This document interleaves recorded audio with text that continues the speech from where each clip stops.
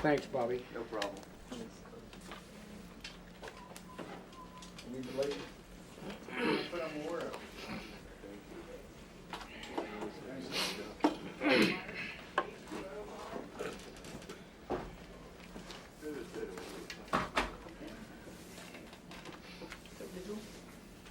Yeah.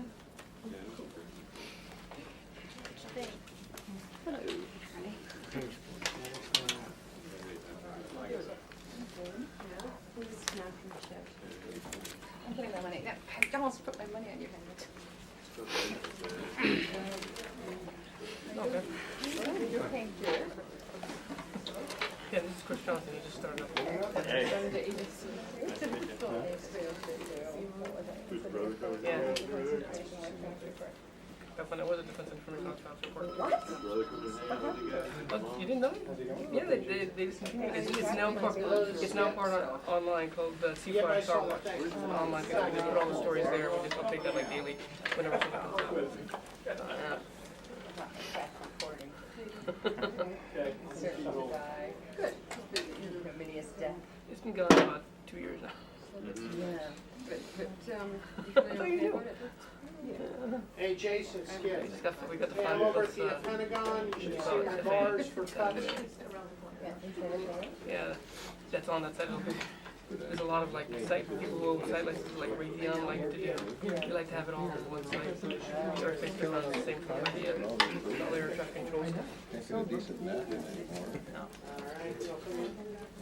Sure, if they keep us busy, then we won't be able to.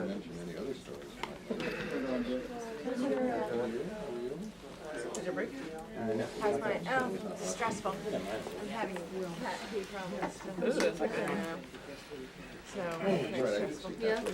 You don't like the little box or I have to find, I don't know, I think one of them decided to start peeing on I me. take it you're not doing anything. I found that to be someone disconcerting, I can do that, yeah. and I'm leaving, I'm going to Iraq for 2 months. Hey, John. Oh, how you doing? Welcome back. Thank you. Oh my goodness. I have to handle vacation. Yeah. Killing. How was it?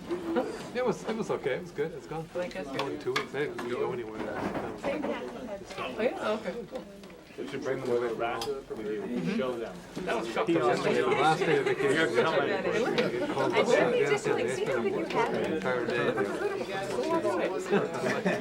Welcome back, Jessica. A day early. Okay, Brett, you ask him how good things are going. I'll ask him how bad they are. CNN, the one to watch. Whips. Ilo.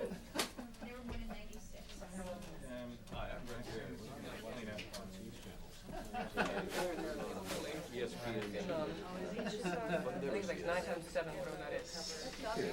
That'd be good. Oh, good for cats as well. I suppose they have about the same lifespan. No, cats will. What's that? Oh, I think that's right.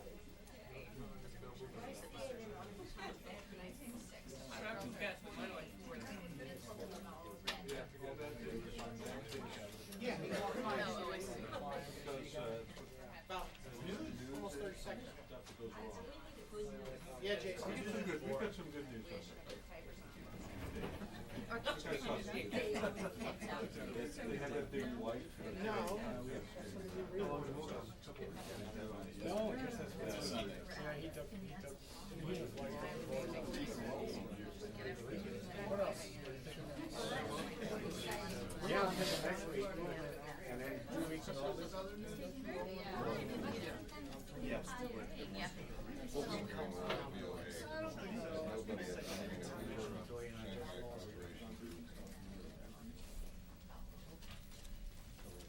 Good afternoon. I hope everybody had the opportunity to celebrate Independence Day as appropriate. It was a long holiday weekend, both here and obviously for U.S. forces deployed around the world. Just one quick mention that the Secretary's had sort of a busy first day back and had the opportunity briefly to meet this morning with the Georgian Speaker of the Parliament, Nino Burjanadze, whom he had met when we were in Georgia, I guess almost 2 years ago now, or a year and a half ago, and she was visiting the Deputy Secretary of Defense, and he had the opportunity to visit with her briefly himself. A topic that has been much reported over the weekend involves ongoing operations in Afghanistan. I must emphasize, and I will, that there's an ongoing operation in Afghanistan. We have released what we can, but there are lives at risk as we speak in this operation. And I certainly know that you all appreciate, most of you having covered this department for some time, but there are things that we're just not going to be able to discuss until it's appropriate to discuss them. And as I said, Central Command and Combined Forces Command Afghanistan have put out such information as can be put out, and we're not going to be able to discuss much more beyond that. So with that, I'd be happy to answer a few questions on other topics, Charlie. On other topics. On other Larry, topics. just very briefly, CENTCOM has confirmed that 2 bodies have been found. And I'm not sure whether they confirmed that you all have rescued 1 person who had injuries. Is 1 person still missing, or is that part of the release? It's all in the release, and I would refer you to the release. And what's not in the release is nothing I'm going to be able to discuss, and I do know that you understand that. There is an operation going on. There are lives at risk, and I do not intend to do anything to upset that. Then another subject. Sure. I struck over on that. Why the delay on the China military power report? That keeps getting pushed down. And in conjunction with that, is there anything new on the negotiations with Israel over its military relationship with China, and has the moratorium been lifted on defense cooperation with Israel in that sphere? I'm not sure that I'd characterize the China report as a delay. We do owe that report. It's a report that's been in progress for quite some time as we've tried to make sure that everybody, it's a Department of Defense report, but it's a report that obviously is going to build on the knowledge of other agencies and departments, so we're trying very hard to make sure that everybody that has a view and that will have to understand that report as well as possible do understand it, and that just takes time. There's no fixed date for release that we have in mind, and I doubt it'll be released this week, but we are trying to make sure that everybody has the opportunity to weigh in on it, to understand it, and that once we release it, we know that it'll undergo a great deal of scrutiny, and we think we'll be up to that. While the report just covers military issues, does the release of the report, not necessarily the formation of it, does the release of the report include such economic and political issues as the floating of the yuan and stuff like that, or is this strictly This is strictly a military report regarding China's military activities. The Secretary discussed it to some degree when he was at the Shangri-La conference in Singapore, and it'll just discuss what's known and what can be discussed publicly about what we understand China's military activities are. And the Israel? As we've discussed before, we do have some long-standing concerns regarding technology transfers. We are working closely with the Israeli government on this. There are some types of technology and information that we're not comfortable sharing at the moment, but we are working closely with the Israeli government. There's been no recent developments in this that I'm aware of, and when we've worked through these things to such degree that we're able to, we'll announce all that. Has Israel agreed to let the United States peruse / go over any agreements with China in advance, any military agreements? I wouldn't want to characterize what Israel's going to do to try and make sure that we are comfortable with their activities. But as I said, when we're able to conclude such work as needs to be done, we'll do our best to make sure that that's publicly just understood. one more. Have they assured the United States that they want to come to an agreement on this, or is there still some kind of barrier on I would say that they've assured the United States that they understand this is a serious concern of the United States, and we're working closely with them. I take you back to Afghanistan on a different aspect of that same matter, the airstrike. Can you lay out what you know about the result of that airstrike in terms of civilians being killed? Well, I'm not sure that the Combined Forces Command or the CENTCOM have put out numbers yet. They have acknowledged some number of civilians that were killed in that strike. It's obviously a very unfortunate situation. It was in the context of counter-terrorist operations, and they're investigating it to understand exactly what happened and to make sure that we can try and avoid these things in the future. But I don't believe that they've been able to confirm specific numbers yet. We have not been able to. There have been numbers put out by the There have been Afghans. numbers. It's not numbers, to the best of my knowledge, not numbers that have been put out by CFC, by the Combined Forces Command. Are they valid? I mean, the 17, for example. Well, those are the numbers I've seen, and I'm not in a position to say whether they're accurate or not. We expect that when they can provide a refined number of their own, they'll put it out. CFC will put it out. But you are acknowledging that a certain number of civilians were killed. We have acknowledged that. CENTCOM has acknowledged it, and they've acknowledged, obviously, the great regret that we had that occurred. We take great strides to be precise in our military activities. I think we've been very precise, but these things do occur, and we obviously regret when they do. And we'll investigate to be able to determine what may have happened and how it can be avoided in the future. Larry, can I ask you about the... Go ahead, Jimmy. Can I ask you about the Navy SEAL who was rescued? Do you know if he's going to be brought back to the United States, or will he stay in Afghanistan? CENTCOM's release, first of all, does not identify who that individual is, but does acknowledge that there's one individual who's been recovered alive and he's in Afghanistan. And what his future disposition is, I just don't know. Will his name ever be made public? When we are able to announce those things, we will. But at the moment, we've not made any announcement like Is there that. a policy against identifying members of special forces? I just don't have anything more for you, Jamie. Iraq. Zarqawi's group, Al-Qaeda in Iraq, is now taking responsibility for the kidnapping of the Egyptian ambassador. Several other envoys apparently attacked in Iraq. What does this now really say to the United States about the security situation in Iraq, the ability of other countries, including the U.S., to conduct diplomatic relations inside that country, the ability of private business to exist there when this type of thing goes on? Well, we've acknowledged that there are ongoing insurgent activities in Iraq. I think what it says more, if in fact it's true, which I've heard the reports just as you have, I can't validate them, but if in fact it is true that Al-Qaeda has snatched this diplomat, I think it suggests that what we know to be the case, that Al-Qaeda has targeted those countries that are trying to cooperate in the success of Iraq's emerging democracy, and it makes it that much clearer, as if we need any further clarification, that what kind of an insurgency we're dealing with here. We're dealing with an insurgency that does not have Iraq's democratic future in mind. It has something much bleaker and much darker. There are countries that are trying to establish diplomatic presences in Iraq. That is a measure of some success of the democratic transition in Iraq, and to the extent that Al-Qaeda is targeting that demonstration of continued transition and success, it tells us that they do not have the interests of the Iraqi people at heart, obviously. Are you trying to encourage these countries to maintain their diplomatic relations inside Iraq, or are you understanding of some of them having the desire to pull out, go back to Jordan perhaps? Well, we do not try and speak on behalf of other countries. Countries will make decisions on their own. There's a lot of economic activity taking place in Iraq, including outside investment. There's a lot of other countries that are establishing diplomatic presences inside of Iraq, and each of those entities, whether it's private sector or government, make their own determinations. Have you noticed any increase or decrease in the amount of, say, intelligence cooperation you've gotten from those countries who have had their diplomats kidnapped in the last few days since? I'm not aware of any linkage. Larry, on the two recovered SEALs, was there any evidence that they had been kidnapped or executed as the Taliban initially claimed? When we've got more to say, we'll say it. I really don't have anything for you. There are people who are right now conducting an operation, and their lives are at risk, and there's just nothing, and I think you guys all understand it, there's nothing we can do to help the situation. Thank you. Larry, today the New York Times reported that the department is coming to a decision to get away from the ability to fight two wars at one time.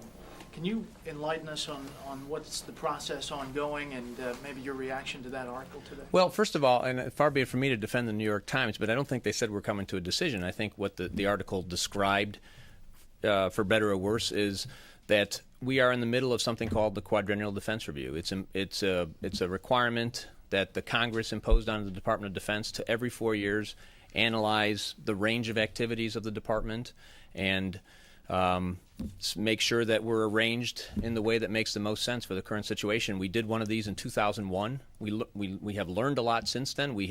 In 2001, we made some adjustments to the way we organized, the way that we our military strategy, the way that we size our forces, determine how large our forces need to be based on the anticipation of the kinds of capabilities that we expect to face in the future and the capabilities that we expect to have. For example, in the 2001 QDR, one of the things that we highlighted, and this was pre-9/11, was the growing importance of the Homeland Defense mission. But we have, obviously, a lot has happened since the last Quadrennial Defense Review.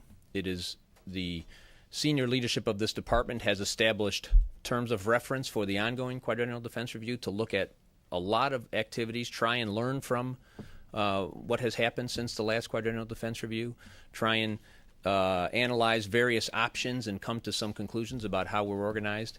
It's you're going to be hearing a lot of this because people are going to have sporadic reports coming out of the process. This process involves probably thousands, but certainly hundreds of people at various levels in the department trying to do the analysis that's needed for these kinds of recommendations. It's months away. The thing is not due till February of next year. So it would be premature to jump on one aspect of proposals that are being analyzed. And I wouldn't even say that there have been, in fact, I think it is accurate to say there haven't been sort of recommendations made and then go off and test the recommendations. What the process is designed to do is set sort of a left and right limit of analysis and then determine somewhere between those boundaries how do we come out. And I think what the article in today's paper was doing was describing one aspect of one set of discussions in a range of possibilities. So it would really be premature to conclude from what any work going on right now that we've made any decisions, because these decisions aren't due for, what is it now, July, so February, 6, 8 months. Is it fair to say that the two-war strategy... Let him follow up. If no decisions have been made, is senior leadership heading that direction? Is that the... I wouldn't say so. I've been in on these meetings. These meetings they're structured, but they are not, they have no desired outcome. They raise a number of assumptions, and then on the basis of those assumptions, the assumptions are shared and understood, and then the analysis goes forward. So I think I certainly would not, I have not seen anything in those meetings that would suggest we're pointing to an outcome yet. It's just too early. But is it fair to say that the two-war strategy is one of the issues being discussed as part of the QDR? Well, no, because we don't. The two-war strategy is not how we define it any longer. We have this 1-4-2-1 idea, which is laid out in the article. It's to that extent, it captures it well. And what we are doing is saying that's how we felt in basically August, September of 2001. We came up with that construct back then. It's now been 4 years. We've had the benefit of all the experience of a global war on terror, including Iraq and Afghanistan. The Homeland Defense mission has become more refined and better understood. So let's go back and test how we felt against that, and that is what's going on. On the bombing in Afghanistan, is it your understanding that the civilian deaths occurred inside a building that you all meant to bomb, that they were the families of the fighters that you were going after, or was it a missed target? I think the early assumption is the first. In other words, that it was a specified target, and the target may have had friendlies in it, but that's civilians, I should say. Thank you for the clarification. Non-hostiles. But that needs to be better understood, and as it is better understood, we'll be able to put some more information out if possible. Larry, in recent weeks, there's been from reports in Iraq and Afghanistan about specific numbers of insurgents killed in various operations. Is this a change in policy, or is it just slipping out from local commanders? Why the move to some body counts? Well, we don't have a policy on that, except to try and make sure that people understand that those are very, over time, not very effective measurements. But now and then, sometimes because it gives a sense of the scale of the operation, the commanders will acknowledge how many people were rolled up, how many people were captured, how many people were killed, but it is not a policy to be doing that. And we've talked about this before. Sometimes we do it to give you just a sense of some way to understand it, but I think the Vice Chairman and others have spoken from this podium that it's over time, not a very effective metric. So, Alan, I'm not going to make you tell. Larry, the Shanghai Cooperation Organization, which groups Russia, China, and the Central Asian states, today called for the United States to set a timeline for withdrawing its military forces from Uzbekistan and Kyrgyzstan. What's your response to that? And does the Pentagon see those facilities as long-term facilities it wants to have, or are they directly tied to Iraq and Afghanistan and therefore potentially to be removed after Iraq and Afghanistan? I haven't seen the declaration or whatever it was that the group put out. It's a facility that the United States government and in fact the coalition have found to be an important, providing an important capability in the global war on terror. It's one that we have operated from with the consent and cooperation of the Uzbek government. It's a decision the Uzbek government has to make as to whether or not we would continue to operate from that. It has provided for, in particular in Afghanistan, some very important support capabilities, but it's a determination ultimately that the Uzbek government will have to make. Well, what is the Pentagon's desire? Would it be to stay for the long haul or directly related to Iraq and Afghanistan?